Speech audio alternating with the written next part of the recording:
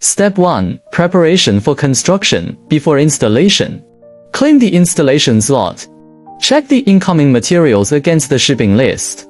Check if there are any omissions. Refer to the preliminary exploration data sheet. Calculate the distance between the two edges of the equipment and the edge of the wall, and mark it. Require a distance of 50 to 110 mm from the left and right sides of the equipment to the wall. Step 2. Construction and installation. Draw a line with ink fountain. Draw a long straight line as a benchmark for bottom ceiling foam ceiling strips. Apply a long strip of engineering adhesive along the edge of the straight line. Stick the foam ceiling strip properly. Align with the reference line and compact the rubber strip, and the apply glue tightly. Apply engineering adhesive to the bottom beam of the bottom frame of the floodgate's backwater surface. The side facing the water doesn't need to be glued. The bottom frame is used to compact the ceiling strip, ensuring the sealing effect against water. Find the side block connected to one end of the control switch. Drill holes with a 5 mm diameter drill bit in advance to rivet the position of the rivet. Install the side triangular rubber plate. Install the proximity switch.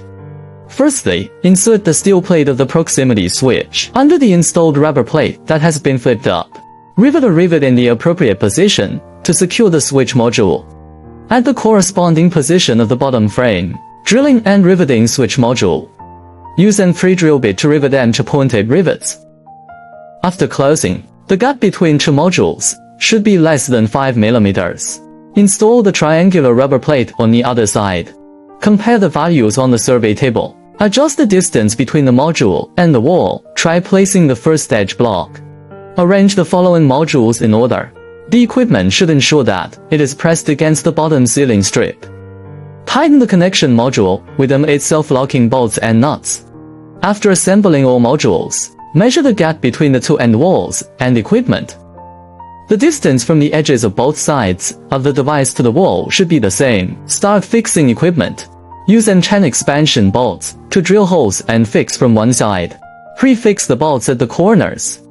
Bolts or steel nails were tilted 7 to 15 degrees on the side. Let bears water pressure and driven into the ground. Increase resistance to water and baffle pressure. Insert the other side vertically. Select some misalignment points on the equipment. Use an impact drill to drill holes to prefix the equipment. Prevent equipment misalignment and movement during later construction. After fixing the equipment, also fix the remaining points one by one. Bolt fixation should be firm and reliable. Cut a 15 cm long C-shaped steel sheet to the appropriate size. Cut a wire hole on a Z-shaped steel plate with switch wires. After the control wire is threaded through, apply engineering adhesive to the gaps. Z-shaped steel sheet with a minimum length of 30 mm should be placed on the bottom frame, and fix it to the ground with N6*65 small expansion bolts. Connect silicone ceiling strips and steel sheets between modules. Silicone strip at the bottom, then steel sheet at the top. Pay attention to inserting into the step, otherwise it will not achieve a good sealing effect. Align the insertion module with the anti-slip aluminum plate and fix it with adhesive. Perform riveting of ceiling strips and steel sheets between modules. Use a 5 mm drill bit to pre-drill holes in the front, middle, and back. And pull on the end for 0.8*16 rivet for prefixation. Then proceed with drilling and fixing the remaining holes. Stick adhesive tape along the anti-slip aluminum plate. Stick the black ceiling strip along the anti-slip aluminum plate and press it tightly. Connect the black rubber strip to the triangular rubber plate. Install pie-shaped steel. Used for ceiling flippers and bottom frames. The bottom frame and flap are drilled and riveted with single-sided folding strips.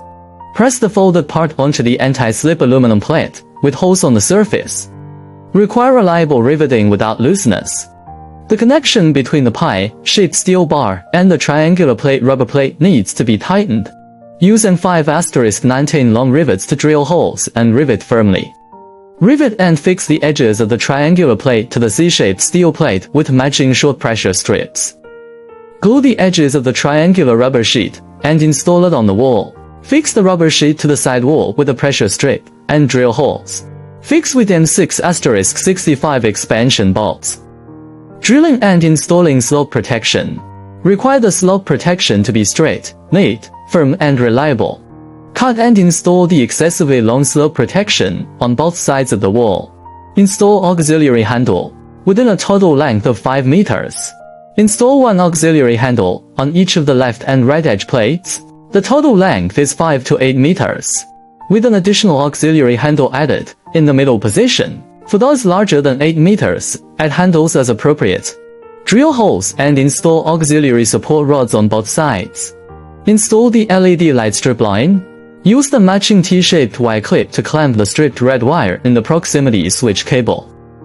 Insert the matching gray wire into the other end. Reliable crimping ensures good contact. Pull up the floodgate and secure it with a support rod. Thread the connected gray wires between the bottom frame and the ground, straighten them out.